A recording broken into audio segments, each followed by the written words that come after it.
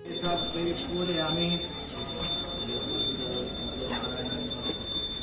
दन्तान् पूजयामि नासाग्रमोक्षान् नासिकां पूजयामि सूर्येन्द्रान् नेत्रं पूजयामि सरस्वती ओं देवदेवाय नमः ओं शांकराय नमः ओं दामोदराय नमः ओं दीनबन्धवे नमः ओं आदिदेवाय नमः ओं दितिसुताय नमः ओं पुंडरीकाय नमः ओं परानन्दाय नमः ओं परमात्मने नमः ओं परात्पराय नमः ओं पुरुषधारिणे नमः ओं विश्वात्मने नमः ओं कृष्णाय नमः ओं कपिलापहारिणे नमः ओं कौस्तुभोस्वरस्वरे नमः ओं नराय नमः ओं नारायणाय नमः ओं मलये नमः ओं हराय नमः ओं मरप्रि ओं धरणीनाथाय नमः ओं जयाय नमः ओं धर्मवताम्बराय नमः ओं सहस्रदीर्घाय नमः ओं पुरुषाय नमः ओं सहस्राक्षाय नमः ओं सहस्रपादाय नमः ओं सर्वगाय नमः ओं सर्वविजय नमः ओं सर्वाय नमः ओं शरण्याय नमः ओं कालवल्लभाय नमः ओं कौसल्यानन्दराय नमः ओं श्रीपते नमः ओं रक्षकविनाशकाय नमः ओं जगत्कर्ताय नमः ओं जगद्धर्त्राय नमः ओं जगज्जेताय नमः ओं जनार्दनाय नमः ओं जानकीवल्लभाय नमः ओं देवाय नमः ओं जयरूपाय नमः ओं जलेश्वराय नमः ओं क्षीराब्धिवासने नमः ओं क्षीराब्धिनयवल्लभाय नमः ओं शेषुटाय नमः ओं पन्नकारवाहनाय नमः ओं विष्णुरक्षकाय नमः ओं माधवाय नमः ओं मधुरानाथाय नमः ओं मुकुन्दाय नमः ओं मोहनाशनाय नमः ओं दैत्याय नमः ओं पुण्डरीकाक्षाय नमः ओं अच्युताय नमः ओं मधुसूदनाय नमः ओं ब्रह्मसूदाय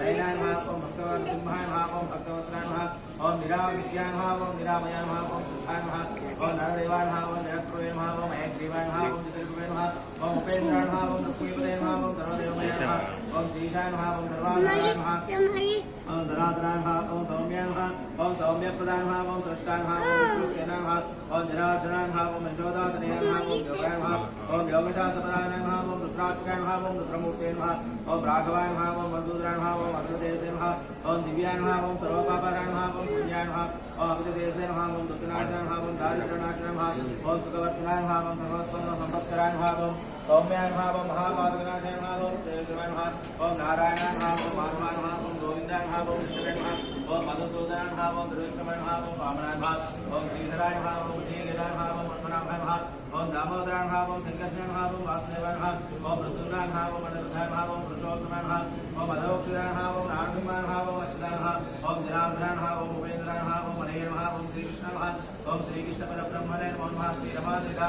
सत्यनारायण स्वामिने नमः प्रवासदत्तायण स्वामिने नमः नानाविध परिमलपत्र पुष्प अक्षतां समर्पयामि रूपं ददामि कुलोभेदं संग्रामं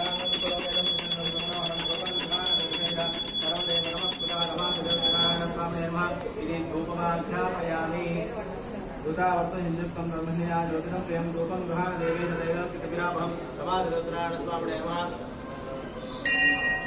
स्वामिने नमः साक्षात् दीपं दर्शयामि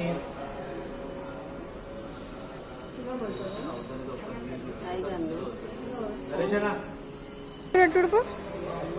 ಅದು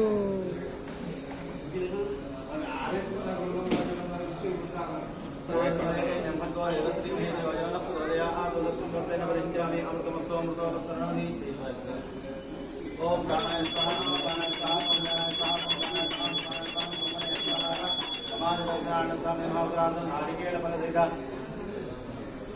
नैवेद्यं समर्पयामि समानदत्राण स्वामिनः ताम्बूलं समर्पयामि हिरण्यं प्रदक्षिणां समर्पयामि नीराजनं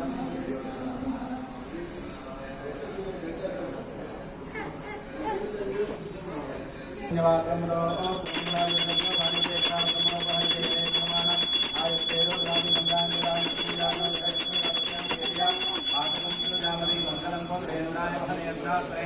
चक्रवर्तनोजाय सार्वभौमाय मंगलम श्री रमानारायण स्वामी नमः वीराजनंदस्या वीराजनाथोप्यां नमस्करोमि देवलो रमानारायण स्वामी भगवान की जय रमानारायण स्वामी नमः वीराजनंदस्यामि नारायणाय विद्महे वासुदेवाय धीमहि तन्नो विष्णुः प्रचोदयात् ओम महादेवाय विद्महे तन्नो लक्ष्मीः प्रचोदयात् ओम रमानारायण स्वामी नमः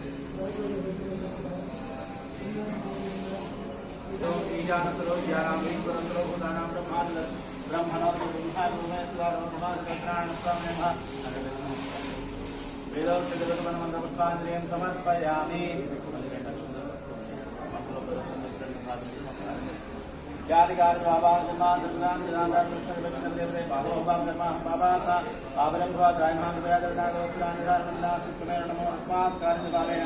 रक्ष रक्ष जनार्दन रमादरत्राण स्वामी नमः प्रार्थनापूर्वक प्रदक्षिणापूर्वक नमस्कार समर्पयामि यस्या नामोक्त्या तपपूजाक्त्या जरो निवर्धम्पोर्गाम्या सत्यों लेखमत्तम क्रियाहीनं भक्तिहीनं जनार्दन यत्पूजितं अयादेव परिपूर्णं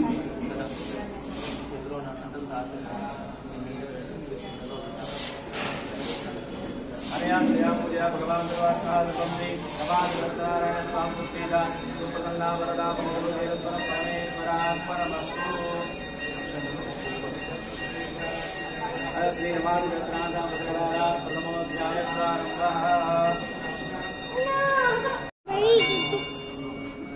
ओम शांताकारं परिहरेण पुत्रामुद्रैरं पुष्पाकारं गगनोर्जं मेघवर्णं स्वानं लक्ष्मीकान्तं कमलेनं योगविद्यारम्यं वन्दे विष्णुं भवहरं सर्वलोकैकनाथं श्रीरमादत्तनारायण स्वामी प्रथमनायां प्रथमोऽध्याय एकदानिष्ठानिते सुदगादिह सर्वसुराणं सर्वे दूतं पौराणिकं అయితే పూర్వం ఒకనాడు నైమిషారణ్యంలో ఉన్న మహామునులందరూ తమ దగ్గరికి అతిథిగా వచ్చిన సూతమహర్షిని చూసి ఇలా అడిగారు. మహర్షి, మానవులకి ఏ తపస్సులు చేస్తే ఏ వ్రతాలు చేస్తే వారి కోరికలు ఫలిస్తాయో దయచేసి చెప్పండి అని కోరారు. మునులు అడిగిన ప్రశ్నకి సూత మహర్షి సమాధానం చెప్తూ, మహామునులారా, పూర్వం నారద మహర్షి కూడా సరిగ్గా మీరు అడిగిన ప్రశ్ననే శ్రీహరిని అడిగారు. అప్పుడు ఆయన నారదుడు చెప్పిన విషయాన్ని నేను ఇప్పుడు మీకు చెప్తున్నాను, శ్రద్ధగా వినండి అని ఇలా చెప్పడం ప్రారంభించాడు. ఒకనాడు నారద మహర్షి లోక సంచారం చేస్తూ భూలోకానికి వచ్చాడు. ఇక్కడ ఆయనకు మానవులందరూ ఎన్నో కష్టాలు అనుభవిస్తూ దుఃఖపూరితమైన జీవితాన్ని గడుపుతూ ఆయనకు కనిపించారు.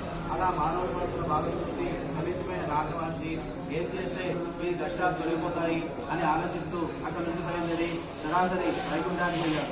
ఎంతో వైభవంగా ఉన్న ఆ వైకుంఠంలో తెల్లని శరీర ఛాయతో 4 చేతులతో లింగదగ్ర గదాపద్మాల నుంచి వైభవంగా ప్రకాశించే శ్రీహరిని చూశాడు. ఆ దివ్యమంగళాకారుడైన శ్రీహరికి నమస్కరించి మనస్సుతో ఊహించడానికి కానీ వాకుతో వివరించడానికి కానీ శక్యం కానీ అతీతమైన దివ్య రూపం కలిగిన వాడ, ఆది మధ్యాంతరంగా నిర్గుణమైన సుగుణ రూపంతో కనిపించేవాడ, ఆది పురుషుడిపై భక్తుల బాధలన్నీ తొలగించే శ్రీమన్నారాయణ ప్రభు నీకు భక్తితో నమస్కరిస్తున్నాను అని స్థుతించాడు.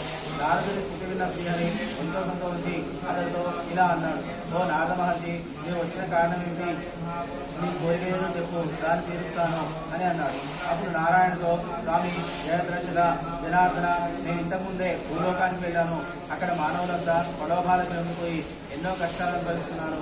నానా రకాల జాతుల్లో పుట్టు నానా బాధలు అనుభవిస్తున్నారు. స్వామి, వారికి కష్టాలు బాధలు తొలగిపోయే ఉపాయం ఏదైనా ఉందా? దయచేసి నాకు చెప్పండి అని ప్రార్థించాడు. నారదుని ప్రార్థన విన్న నారాయణుడు ఇలా చెప్పడం ప్రారంభించాడు. నారద, లోకహితం కోరి చాలా మంది ప్రశ్న అడిగారు. సంతోషం. మీరు కోరినట్టు మానవుల కష్టాలు తొలగిపోవడానికి ఒక వ్రతం ఉంది. దాన్నే సత్యనారాయణ వ్రతం అంటారు. భక్తి శ్రద్ధలతో అవధానం చేసిన వారు సకల దుఃఖాలు భోగభాగ్యాలు కలుగుతాయి. మరణానంతరం వారికి మోక్షం కూడా లభిస్తుంది అని అన్నాడు.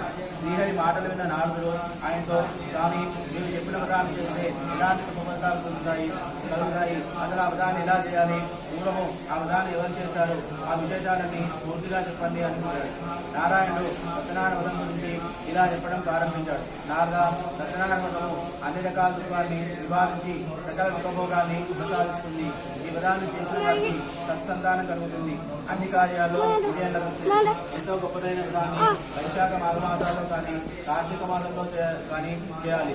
అప్పుడే కాక ఏమైనా కష్టాలు సంభవించినప్పుడు, దరిద్రంతో బాధపడుతున్నప్పుడు కూడా ఈ వ్రతం చేయడం మంచిది. అలాగే ఏవైనా వివాదాలతో తీసుకున్న వారు ఈ వ్రతాన్ని చేస్తే ఆ వివాదాల నుంచి బయటపడతారు. కాగా ఈ సత్యనారాయణాన్ని అవకాశం ఉన్నవారు ప్రతి నెలా చేయవచ్చు లేదా సంవత్సరం ఉపచారణను చేసుకోవచ్చు. ఎవరి శక్తానుసారము వారి వ్రతాన్ని చేసుకోవచ్చు. ఈ దివ్య వ్రతాన్ని పౌర్ణమి తిథి లేక ఏకాదశి రవి సంగమ రోజుల్లో చేయాలి. ఈ వ్రతాన్ని ఆచరించేవారు సూర్యోదయానికి ముందే ఇంట్లో లేచి కాలకృత్యాన్ని నెరవేర్చుకుని దాన సంధ్యాదులు ఆచరించి యథావిధిగా ఆచరించి స్థిరమైన భక్తితో స్వామికి నమస్కరించి, ప్రభు సత్యనారాయణ, నీ దివ్యానుగ్రహం కోసము నేను ఈరోజు సత్యనారాయణ వ్రతం చేస్తున్నాను అని మనసులో సంకల్పించుకోవాలి. ఈ విధంగా సంకల్పించుకున్న తర్వాత ఆ రోజు మధ్యాహ్నం కూడా నిత్యకర్మల్ని ఆచరించి తిరిగి సాయంకాలం శుద్ధిగా స్నానం చేసి రాత్రి కాలంలో ఈ వ్రతాన్ని ప్రారంభించాలి. ఈ వ్రతాన్ని ఆచరించే స్థలాన్ని గోమయంతో చక్కగా శుద్ధి చేసి దాని మీద బియ్యం పిండితో 500 ముగ్గులు పెట్టాలి. ఆ ఆ ముగ్గు మీద నూతన వస్త్రాన్ని పెట్టి దాని మీద బియ్యాన్ని కొట్టి ఆ బియ్యం మీద ఒక కలశాన్ని ఉంచాలి. ఆ కలశాన్ని విధాలుగా స్థాపించి వ్రతం ఆచరించాలి. తిరిగి ఆ కలశం మీద మరొక నూతన వస్త్రాన్ని ఉంచాలి. ఈ నూతన వస్త్రం చేసిన కలశం మీద సత్యనారాయణ స్వామి ప్రతిమని స్థాపించాలి. ఆ ప్రతిమని పంచామృతాలతో అభిషేకించాలి. ముందుగా విఘ్నేశ్వరుని తిని చేసి అనంతరం లక్ష్మీదేవిని తిరగతి పార్వతి పరమేశ్వరుని సూర్యాది నవగ్రహాన్ని ఇంద్రాది అష్టదిక్పాలకుని అధిదేవత ప్రతిదేవతలతో సహా ఆహ్వానించి పూజించారు. ఇదే మండపారాధన. పై విధంగా అందరినీ పూజించిన తర్వాత స్థాపించిన కలశంలో వరుణదేవుని పూజించారు. ఆ తర్వాత గణపతి మొదలైన 5 ప్రధాన దేవతల్ని స్థాపించిన కలశానికి ఉత్తర దిశలో ప్రదర్శించి పూజించారు. తర్వాత ఇంద్రాది అష్టదిక్పాలకుని తూర్పు మొదలైన 8 దిక్కులలో ప్రతిష్ఠించి పూజించారు. చివరిగా సత్యనారాయణ స్వామి ప్రతిమని స్థాపించిన కలశాన్ని పూజించారు. రాగా లోకంలోని 4 వర్ణంలో వారు ఈ సత్యనారాయణాన్ని చేసుకోవచ్చు. స్త్రీలు పురుషులు ఇతరులు వ్రతాన్ని చేయాలి. బ్రాహ్మణులు కాని ఇతరులు పౌరాణిక పద్ధతిలో ఈ వ్రతాన్ని చేసుకోవాలి. సంవత్సరంలో ఏ రోజైనా సరే ఆయన సమయంలో ఈ సత్యనారాయణాన్ని చేసుకోవాలి. ఈ వ్రతం చేయాలనుకునే వారు బంధుమిత్రుల్ని రోజుల్ని పిలవాలి. అరటి పండ్లు, ఆవు నెయ్యి, గోధుమ రవ్వ లేకపోతే బియ్యం రవ్వ, పంచదార లేక బెల్లము ఇవన్నీ కలిపి ఒక చేరుపాటు చొప్పున ప్రసాదం తయారు చేసి సత్యనారాయణ స్వామికి నివేదించాలి. ఈ విధంగా భక్తిగతులతో వ్రతం చేసిన వారు ఆ వ్రతాన్ని చేసిన బ్రాహ్మణుడికి యథాశక్తి దక్షిణ తాంబూలానికి బతకలను పెద్దగా విని అనంతరం బంధుమిత్రులతో కలిసి భోజనం చేయాలి.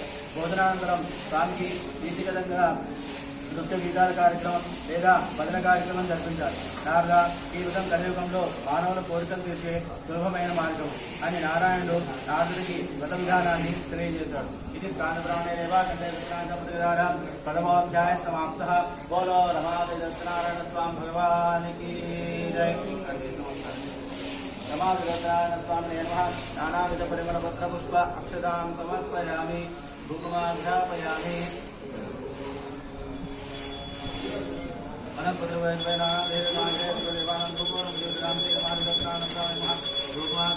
సాక్షాత్యామి నైవేద్యం.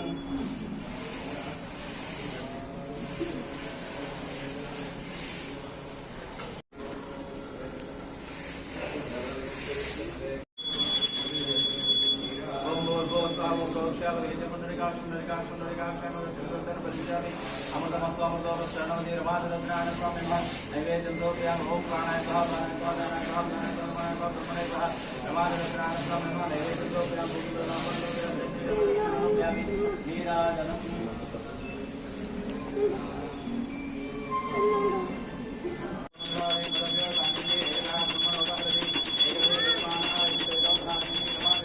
సత్యనారాయణ స్వామి నీరాజనం దర్శయామి. నీరాజనానంతరం ఆత్మీయం సమర్పయామి. నమస్కరోమి. కేవలో రమాదేవి సత్యనారాయణ స్వామి భగవానికి జై. రమాదేవి సత్యనారాయణ స్వామి నమః. నీరాజనం దర్శయామి. లక్ష్మీ ప్రోజా రమాదేవి సత్యనారాయణ స్వామి నమః. వేదోక్తివనం దృష్మాంజలిం సమర్పయామి.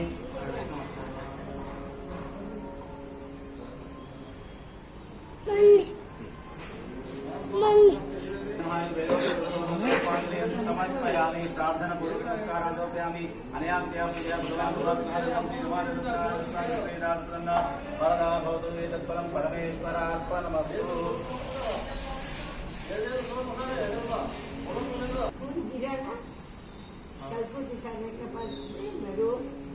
भगवान का पास से बहुत अच्छे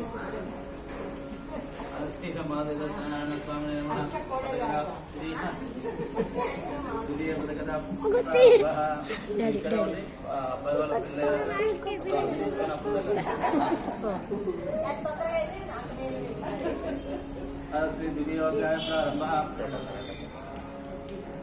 అలా పూర్వము ఈ సత్యనారాయణాన్ని ఎందరో ఆచరించి శుభఫలితాలు పొందారు. ఆ కథలు చెప్తున్నాను వినండి. పూర్వము కాశీనగరంలో పరమ దరిద్రం అనుభవిస్తున్న ఒక బ్రాహ్మణుడు ఉండేవాడు. అన్న వస్త్రాలు కూడా లేని ఆ బ్రాహ్మణుడు ఆకలితో బాధపడుతూ నగరంలోని ప్రతి ఇంటికి భిక్షాటం కోసం తిరిగేవాడు. ఆ భగవంతుడు బ్రాహ్మణుడు కదా, అందుకే ఆ బీద బ్రాహ్మణుడు దరిద్రాన్ని చూసి చలించిపోయాడు. వెంటనే తాను ఒక వృద్ధ బ్రాహ్మణ రూపాన్ని ఆ బ్రాహ్మణుడు అతనితో బ్రాహ్మణోత్తమ వేదాలు ఇలా దరిద్ర బాధలు అనుభవించడం అని అడిగాడు. అందుకు ఆ బ్రాహ్మణుడు, అయ్యా అంతా నా పూర్వజన్మ కర్మబలం, ఈ జన్మలో ఈ దరిద్రాన్ని అనుభవిస్తున్నాను, దయచేసి నాకు ఈ బాధ తొలగిపోయే ఉపాయాన్ని చెప్పండి అని కోరాడు.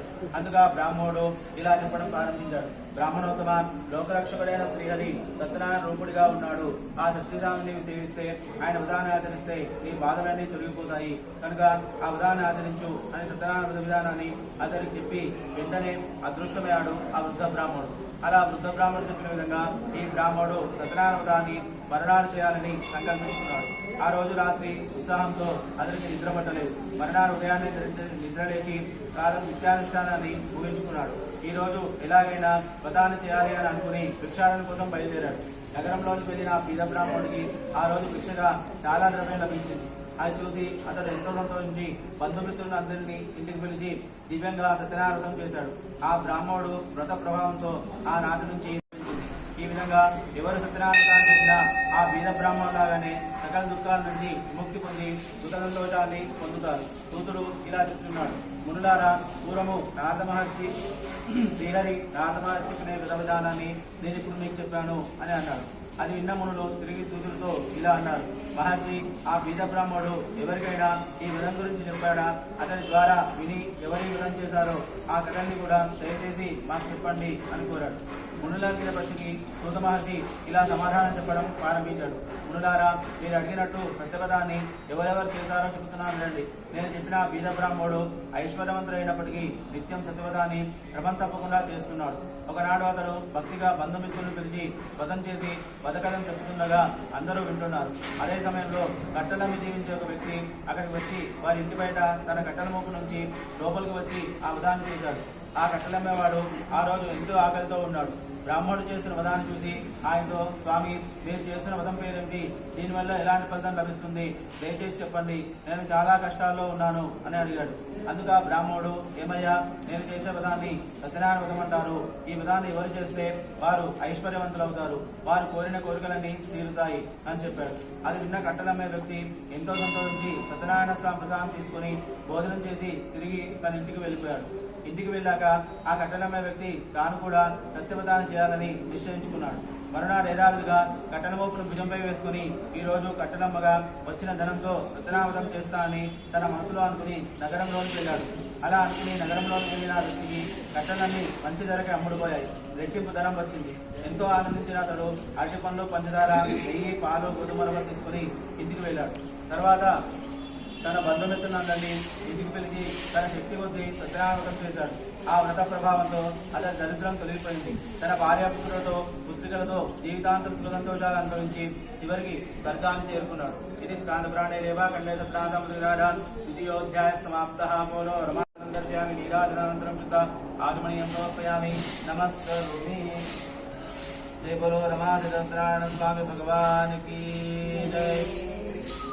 రమాది సత్యనారాయణ స్వామి నమః. నారాయణ విద్మే వాసుదేవాయ మే తన్నో విష్ణు ప్రచోదయాత్. మహాదేవి విద్మే విష్ణు భక్తే ధీమహి తన్నో లక్ష్మీ ప్రచోదయాత్. శ్రీ రమాది సత్యనారాయణ స్వామి నమః. మంత్రపుష్పం సమర్పయామి. శ్రీ రమాది సత్యనారాయణ చేసేవాడు. ఆయన భార్య కూడా ఎంతో గుణవంతురాలు, గొప్ప సౌందర్యవతి. ఆ పుణ్య దంపతులు ఒకనాడు భద్రశీల అనే నదీ తీరంలో సత్యనారాయణ చేసాగారు. వారు అలా వ్రతం చేస్తున్న సమయంలో సాధు అనే ఒక వైశ్య ప్రముఖుడు పడవ నిండా ధనాన్ని నింపుకొని ఆ నదిలో వెళ్తున్నాడు. నదీ తీరంలో రాజదంపతులు చేస్తున్న వ్రతాన్ని చూసి తన పడవల్ని ఒడ్డునకు ఆపాడు. పడవ దిగి రాజదంపతుల దగ్గరికి వెళ్ళి వారితో ఇలా అన్నాడు: అయ్యా మహారాజా, మీరు చేసిన వ్రతం గురించి నాకు పూర్తి వివరాలు దయచేసి చెప్పండి అని కోరాడు. అందుకు సమాధానంగా రాజు వైశ్యుడితో: ఓ వైశ్య ప్రముఖ, సంతానం కోసము నేను సత్యనారాయణ చేస్తున్నాను అని చెప్పి ఆ వ్రత విధానం అంతా అందరికీ చెప్పాడు. వైశ్యుడు అని పలికాడు. అని మొక్కుకున్నాడు.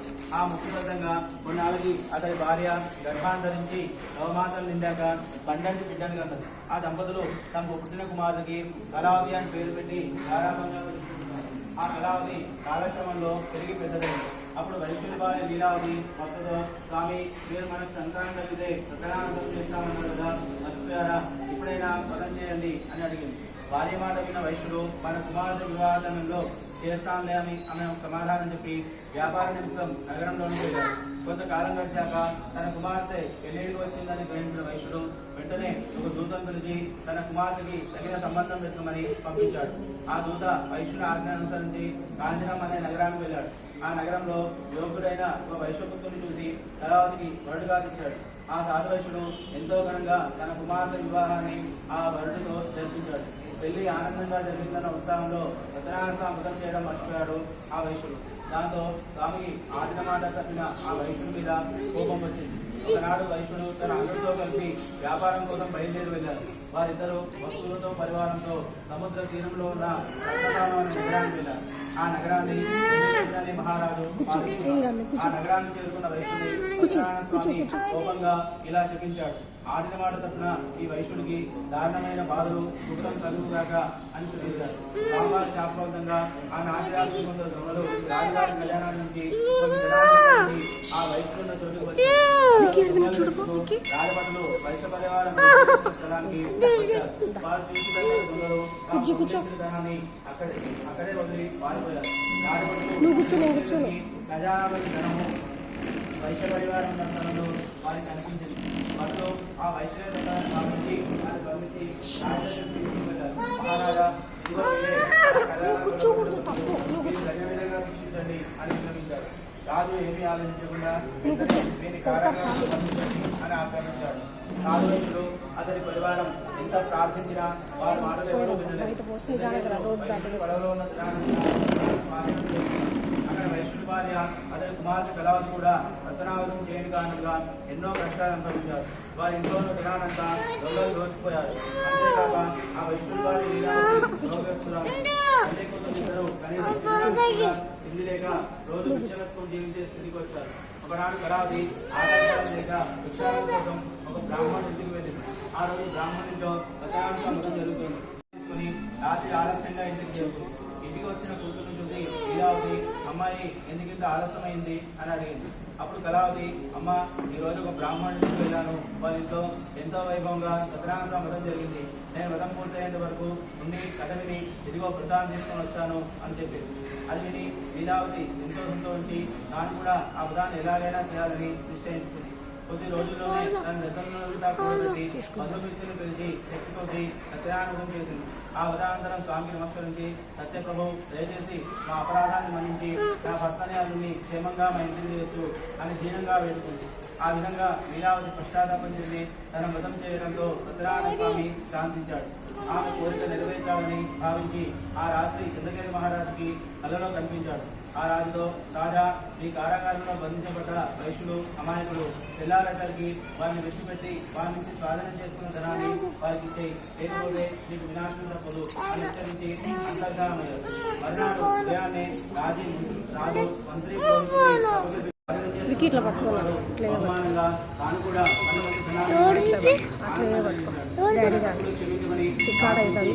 గౌరవంగా ఇంటికి వెళ్ళమని ఆగ్రహించాడు. వైశ్యులిద్దరూ తమకు లభించిన గౌరవానికి ఆశ్చర్యపోయి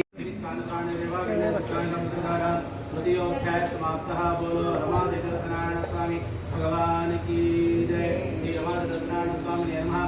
నానావిధ పరిమళ పత్ర పుష్ప అక్షత సమర్పయామి.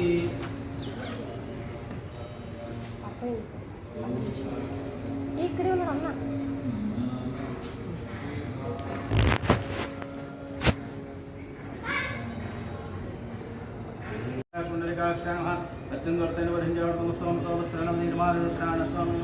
నైవేద్యం సమర్పయామి.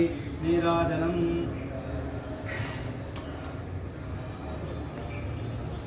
ఓం హిరణ్యమాత్రం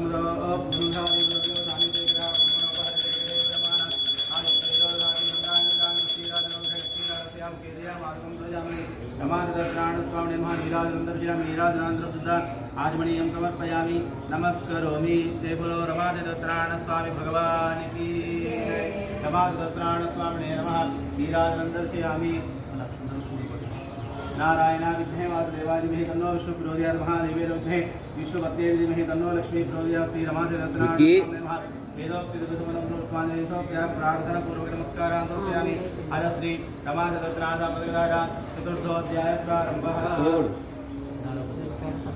తర్వాత ఆ విధంగా తమ ఇంటికి బయలుదేరిన సిద్ధవైశ్యుడు అతడు దారిలో ఉన్న పుణ్యక్షేత్రాన్ని తీర్థాన్ని దర్శించి అక్కడ ఉండే బ్రాహ్మణుడికి దాన ధర్మాలు చేస్తూ తమ నగరానికి ప్రయాణమయ్యారు. ఒకనాడు సమయంలో సత్యనారాయణ స్వామి ఒక సన్యాసి రూపాన్ని ధరించి వాళ్ళ దగ్గరికి వచ్చాడు. ఓ వైశ్య ప్రముఖులారా, ఈ పడవలో ఉన్న వస్తువులు ఏమిటి అని ప్రశ్నించాడు. అది విని ధనగర్వంతో ఉన్న వారిద్దరూ పరిహాసంగా, ఓ సన్యాసి, మా పడవలో ఉన్న వస్తువుల సంగతి నీకెందుకయ్యా? మా ధనం మీద నీకు ఆశ పుట్టిందా ఏమిటి? మా పడవలో ఆకులు అల్మాలు తప్ప మరేమీ లేవు అని అన్నారు. ఆ సన్యాసి ఆ మాటలు విని లోపల నవ్వుకుంటూ, అయ్యా, మీరు అన్నట్లే జరువు కాదా అని పలికాడు. ఆ సన్యాసి ఆ విధంగా సన్యాసి రూపంలో వచ్చిన సత్యనారాయణ స్వామి ఆ విధంగా పలికి అక్కడి నుంచి వెళ్ళిపోయి ఒక చెట్టు కింద కూర్చొని ఉన్నాడు. ఇక ఒడ్డునున్న వైశ్య ప్రముఖులు ఇద్దరు నిత్యకృత్యాలు నెరవేర్చుకుని తమ పడవ దగ్గరికి వెళ్ళారు. అక్కడ పడవ చాలా తేలికగా పైకి తేలి ఉంది. లోపలికి ఎక్కి పెట్టెలు తీసి చూశారు. ఆశ్చర్యంగా అందులో ధనానికి బదులు ఆకులు అల్మలు ఉన్నాయి. ఆ చూసి మూర్చపోయారు. కొద్దిసేపటికి చేరుకుని బోరున విలపించడం ప్రారంభించారు. అంతలో అల్లుడు తన మామ సాధువైశ్యుడితో, మామగారు, మనం ఇలా ఏడ్చి ప్రయోజనం లేదు, మనల్ని ఆ సన్యాసి ఇచ్చారు, మనం ఎలాగైనా ఆయన క్షమించమని ప్రార్థిద్దాం, అలా చేస్తేనే మన ధనం మనకు దక్కుతుంది అని అన్నారు. అల్లుడు మాటలు విన్న సాధువైశ్యుడు వెంటనే పడవ దిగి పరిగెత్తుకుంటూ చెట్టు కింద వెళ్ళారు. ఆయన పాదాల మీద పడి, స్వామి, తమ తపస్సంపన్నులు ఎంతో అవివేకంగా మీతో వేలాకోలంగా మాట్లాడాను, నా అపరాధాన్ని క్షమించండి అని దీనంగా వేడుకున్నాడు. అప్పుడు ఆ సన్యాసి వైశ్యుని చూసి, ఇంతకుముందు నా సత్యనారాయణం చేస్తా అని చెప్పి ఇంతవరకు చేయలేదు, అందుకే మీకు ఈ పరిస్థితి వచ్చింది అని అన్నాడు. ఆ సాధువు మాటలు విన్న వైశ్యుడికి ఆయనే సత్యనారాయణ స్వామి అని అర్థమైంది. స్వామి, ఈ లోకం మొత్తం నీ మాయతో నిండి ఉంది. బ్రహ్మాదేవతలకు కూడా నేను తెలుసుకోవడం సాధ్యం కాదు. ఇక నేనెంత, నా బ్రతికెంత, దయచేసి నా మీద కరుణ చూపించు, నా ధనం నాకు తిరిగి లభించేలా చేయి, నన్ను కాపాడు అని పరిపరి విధాలుగా వేడుకున్నాడు. అలా వైశ్యుడు పశ్చాత్తాపం చెందడంతో సంతోషించిన సత్యప్రభువు తిరిగి అతని పడవలోకి ధనాన్ని రప్పించి అదృశ్యమయ్యాడు. వైశ్యుడు నెమ్మదిగా తన పడవ ఎక్కి చూడగా తన ధనమంతా యథావిధిగా పెట్టెల్లో ఉంది. స్వామిదేవ వల్ల తన ధనం తిరిగి లభించడంతో ఎంతో ఆనందించిన వారిద్దరూ ఉత్సాహంగా తమ నగరానికి వెళ్ళారు. కొన్నాళ్ళకు సాధువైశ్యుడు పడవలో తన నగరమైన రత్నపురానికి చేరుకున్నారు. ఒక దూతను పిలిచి తాము క్షేమంగా వచ్చామని తన భార్యాపుత్రులకు చెప్పి తాము వారిని తీసుకుందామని పంపాడు. ఆ దూత నగరంలోకి వెళ్ళి వైశ్యుడి వారి లీలాలతో, అమ్మ, తమ భర్త అల్లుడు గారు నగరానికి వచ్చారు, ఇప్పుడే పడవలేదుగా లీలావతి ఆ మాటని ఎంతో ఆనందించింది. ఆ సమయంలో ఆమె కుమార్తె కళావతి ఇంట్లో సత్యనారాయణ మతం చేస్తుంది. లీలావతి ఆమెతో, అమ్మాయి, నేను పడవ దగ్గరికి వెళ్తున్నాను, ఈ వ్రతాన్ని ముగించి వెనుకాలేదా అని చెప్పి తాను వెళ్ళింది. కొద్దిసేపటికి వ్రతం పూర్తి చేసిన కళావతి తాను కూడా తండ్రి దగ్గరికి వెళ్తూ ఆ హడావిడిలో తాను ప్రసాదం తీసుకోవడం మర్చిపోయింది. కళావతి ప్రసాదం తీసుకోకుండా వెళ్ళడంతో సత్యనారాయణ స్వామికి చాలా కోపం వచ్చింది. వెంటనే ఆయన కళావతి భర్త ఉన్న పడవని అక్కడే మునిగిపోయేలా చేశారు. తీరంలో ఉన్న సాధువైశ్యుడు లీలావతి, కళావతి ఆ దృశ్యాన్ని చూసి బోర్న వినిపించారు.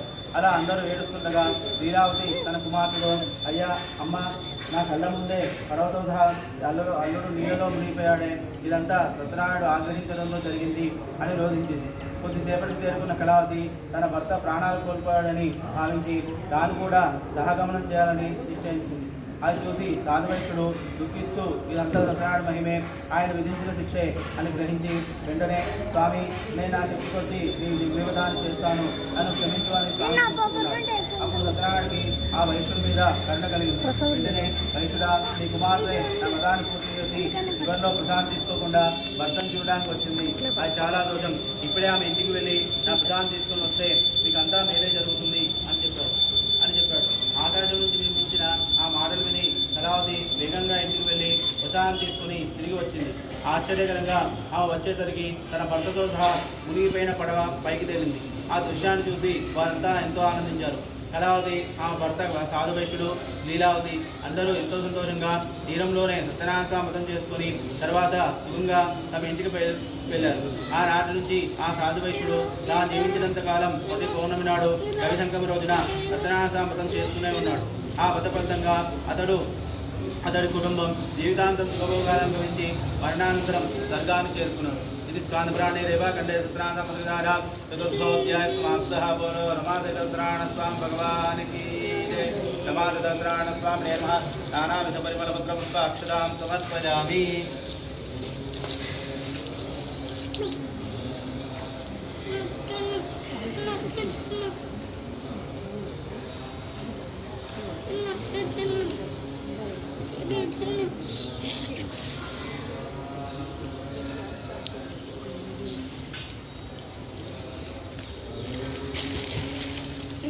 నొప్పిస్తానమ్మా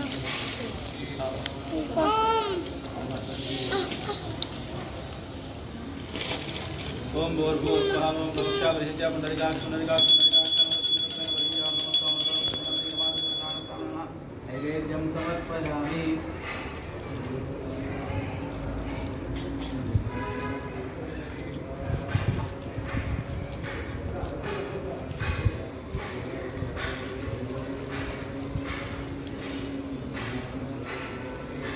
ఓం హిరణ్యపాత్రముడో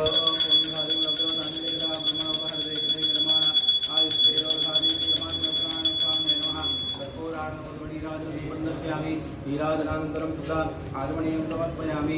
नमस्करोमि देवरो रमादिदत्राणस्वामी भगवान् की जय. रमादिदत्राणस्वामी नमः. नीराजनं दर्शयामि. नारायणाय वासुदेवाय विष्णुप्रियाय महादेवे विष्णुदेवी धन्वलक्ष्मी पदोदयासी रमादिदत्राणस्वामी नमः. मन्त्रपुष्पदोक्तमलक्ष्मी रमादिदत्राणमन्दिरायां पंचमोऽध्याय प्रारम्भः. తర్వాత పూర్వము తుంగధ్వజుడనే మహారాజు ఉండేవాడు. తన పదవిని కన్న బిడ్డల్లా పాలిస్తూ తన రాజపరిపాలన కొనసాగిస్తున్నాడు. ఒకనాడు ఆ రాజు వేట కోసం జంతువులు వేటాడి తిరిగి వచ్చే దారిలో ఒక మామిడి చెట్టు కింద కొంతమంది గొల్లవాళ్ళు బంధువులతో ఒక వధం చేస్తుండటం చూశాడు. అయితే గర్భంతో ఉన్న ఆ రాజు పూజలందుకుంటున్న స్వామికి కనీసం నమస్కారం కూడా చేయకుండా అలానే చూస్తున్నాడు. అందులో వధం పూర్తయింది. గొల్లలు కాయప్రసాదం తెచ్చి రాజుకి ఇచ్చారు. అయితే రాజు ఆ ప్రసాదం తీసుకోకుండా తన నగరానికి వెళ్ళిపోయాడు. అది చూసి సత్యనారాయణ స్వామికి ఆ రాజు మీద ఆగ్రహం కలిగింది. ఆ ప్రభావంతో రాజు నగరానికి వెళ్ళేసరికి అతని ముగ్గురు కుమారులు మరణించారు. రాజ్యాన్ని శత్రురాజులు స్వాధీనం చేసుకున్నారు. దాంతో అతనికి దరిద్రము అష్టకష్టాలు వచ్చాయి. ఈ పరిస్థితి చూశాక రాజుకి జ్ఞానోదయం మనసులో తాను ఇలా అనుకున్నాడు, అయ్యో ఆనాడు అడవిలో గొల్లలేచిన సాంప్రదాయాన్ని అహంకారంతో చేశాను. అందుకే సత్యప్రభువుకి నా మీద ఆగ్రహం కలిగి ఉంటుంది. అందుకే నాకు ఈ దుస్థితి వచ్చింది. ఇలా అనుకుని వెంటనే అడవిలో ఉన్న గొల్లల దగ్గరికి వెళ్ళాడు. వారితో పాటు తాను కూడా భక్తితో సత్యనారాయణ చేశాడు.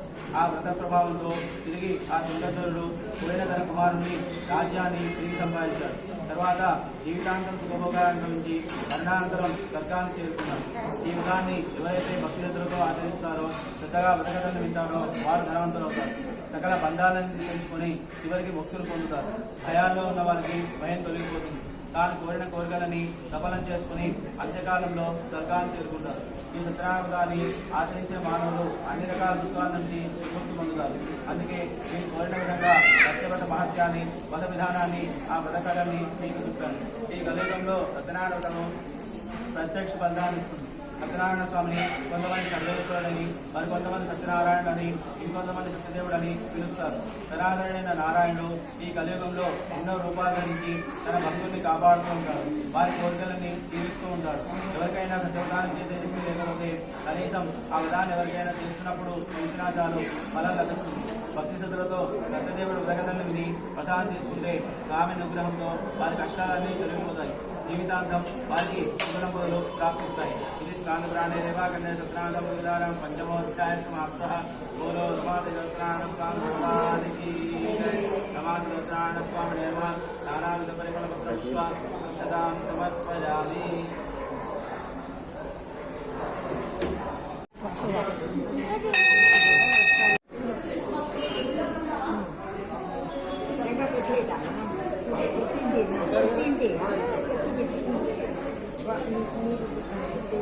అది తాంబూలానిక అడగట ఇది తాంబూలానిక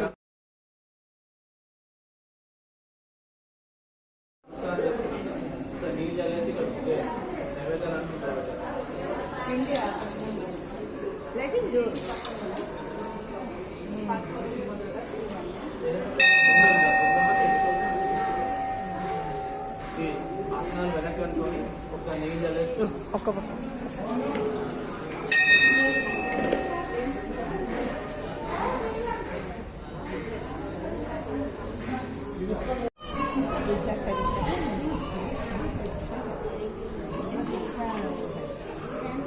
అండి అండి ఇది మొక్కండి. भगवान भी बोल दे प्रार्थना पूर्वक प्रदक्षिण पूर्वक नमस्कार समर्पयामि.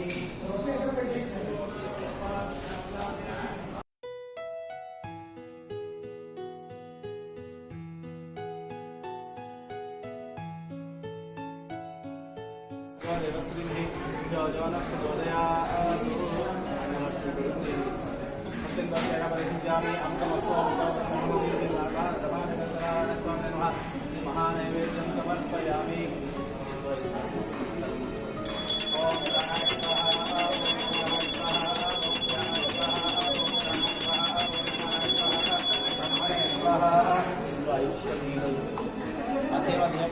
समर्पयामि पूर्वाभूषं समर्पयामि उत्तराभूषं समर्पयामि हस्तभूषाणं समर्पयामि बालभूषाणं समर्पयामि बुद्धार्पणीयं समर्पयामि पूरीवरदकर्पूरे नागवल्लीरर्गं मुक्तात्मकमायुक्तं व्रजैवत्यदा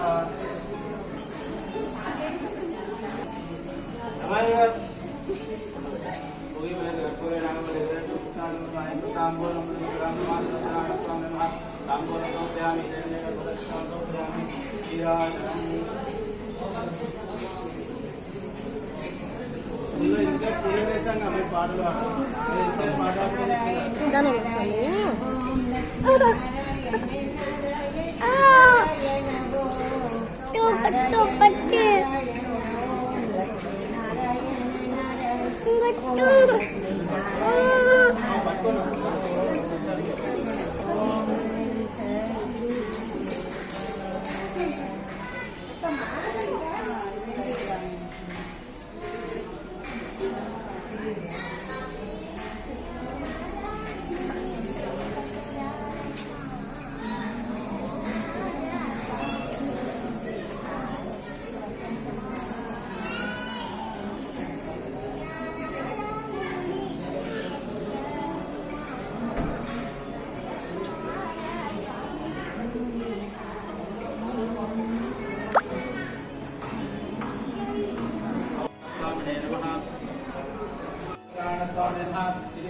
प्रार्थनापूर्वक प्रदक्षिणपूर्वक नमस्कारान् समर्पयामि